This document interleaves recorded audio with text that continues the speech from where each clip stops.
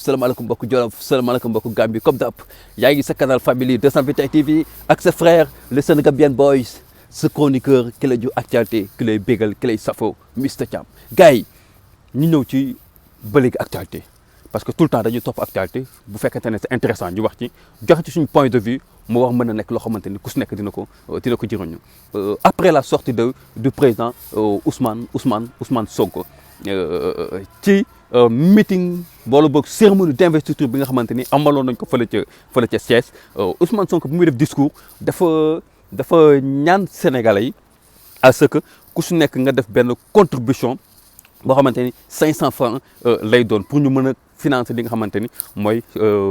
campagne élection yi nga xamante ni moom la ñuy dëkkmal muy les élections locales de janvier 2022 incha allah rabbi bu ñu ci borom bi yóbbee ñu ñaan yàlla nag Yewwi Askan Wi am ndam ci kaw ci commune yu bëri wala boo commune yëpp bu mënu nekk commune yëpp tamit ñu ñaan yàlla Yewwi Askan Wi am ndam ci les plus grandes villes yi nga xamante ni gars yi teg nañ fa seen bët bon mu nekk une participation symbolique boo xamante ni dañ koy rafetlu on n'est pas là à dire que non Yewwi Askan Wi dañoo bëgg lu yomb président Ousmane Sonko dafa bëgg lu yomb non gars yi on est des patriotes et quand on est patriote on se bat pour le pays quand on est patriote on se bat pour le pays nit ki boo toogee ne yow patriote nga da nga war a xeex pour sa dëkk nag nekkul seulement di jël ay armes nekkul seulement di woote violence nekkul seulement di saaga ndey nekkul ni rek yow sa intérêt personnel rek ngay jiital mais l'intérêt de tout un peuple l'intérêt de toute une nation et puis c'est normal boo demee dans les pays les plus dans les grandes démocratiques dans les pays les plus démocrates au monde da ngay gis ni que ñu xam politique da ngay gis ni que ce sont les partisans ñoom ñuy financer li nga xamante ni mooy le parti en fin de compte Ousmane Sonko il est venu il a donné l'exemple dafa ñëw woon Sénégalais yi beneen xar kanamu politique bi nga xamante ni moom la ñu war a mën a am Sénégal man tamay naan ñu tax chance la ci ñun ñu am un gars comme président Ousmane Sonko un homme honnête ci li ñu ko xamee jusqu'à présent ba keroog ñuy gis le contraire un vrai patriote ndax loolu la ñu woon ba keroog ñuy gis keneen koo xamante ni le contraire war nañu ni que moom Sénégal moo ko ñor war nañu ni que moom askanu Sénégal yóbbul leen ci benn niveau de développement boo xamante ni moom la ñu yàlla loolu moo ko ñor ba keroog ñuy gis li nga xamante ni mooy le contraire kon tey pour man kooku exemple la pour man Ousmane Sonko exemple la et que waxuma paa yi fi nekk waxuma maire yi fi nekk nga xamante ni depuis jamonoy Senghor ba léegi ñu ngi fi mais cette nouvelle génération politique bi nga xamante ni mi ngi ñëw mi ngi ci kanam war nañu mën a jël exemple ci ki nga xamante ni mooy le président Ousmane Sonko je vous dis gars yi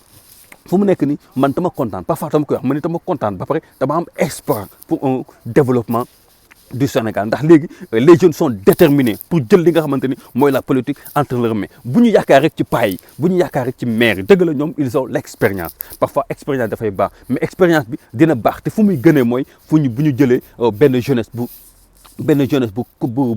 consciente benn jeunesse boo xamante ni xam na li nga xamante ni mooy les enjeux politico-économiques de son pays mu jël ko teg ko entre les deux mains dafay baax nag léegi bu ñu ko amee paa yi ñoom ak seen expérience ñu jël booy yi jiital leen paa yi nekk ci ginnaaw di conseiller booy yi pour booy yi gën a mën a doxal parce que ñoom ñoo yor énergie bi dafay baax ci même réew parce que boo ñëwee fii je vous dis boo ñëwee fii Europe la plupart de leurs députés mais ay jeunes lañ ay boy ndaw ngay gis ñoom ñooy nekk député ay boy ndaw ngay gis ñoom ñooy nekk des directeurs généraux ay boy ndaw ngay gis ñu nekk ministre occupé des fonctions vraiment importantes ci dëkk bi mais Sénégal fii la tant que nekkoo paa rek pour ñoom waroo mën a nekk député tant que nekkoo paa rek pour yow pour ñoom waroo mën a nekk ministre tant que nekkoo paa rek pour ñoom waroo mën a nekk directeur général xoolal ce qui se passe dans l'administration publique y a que des vieux qui sont là-bas y a que des vieilles qui sont là-bas ñenn ñi sax dépassé nañ l'âge de la retraite mais nanguwuñ fa jóge parce que lekku kay xaalis lañ ko def jeunesse bi nekk fi di souffrir sans emploi chômage bi nekk fi gongu parce que lan paa yi war a retraité nanguwuñu retraité nanguwuñu amul kenn ku nangu jël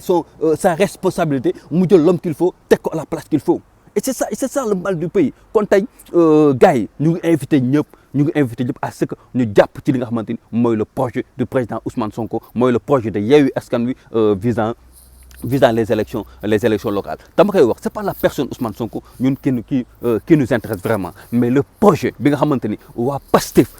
am nañ ko pour le Sénégal ki nga xamante ni mooy Ousmane Sonko ñu porte ko au devant pour que moom mu fësal boobu projet c'est ce projet qui nous intéresse c'est ce projet qui nous intéresse vraiment Ousmane Sonko sa personne sa personnalité benn 30% la wala 25% 70% yi wala 75% yi c'est le projet bi nga xamante ni moom da ko am en commun ak parti bii di Pastef les patriotes pour que ñu mën a mener Sénégal vers un lendemain meilleur en tout cas maa ngi invité patriotes yëpp di invité nag waa diaspora bi dugal leen ci seen loxo bu baax a baax gars yi centre bu baax seen participation ndax yéen it ci Sénégal ngeen bokk bu kenn fàttewu leen te ngeen am seen kaddu ci biir réew mi te ngeen war a gën a mën a sax contribuer ci li nga xamante ni mooy le développement du pays pour joxe le bon exemple respecte les gars di leen shut up di leen jox dig daje ba beneen one love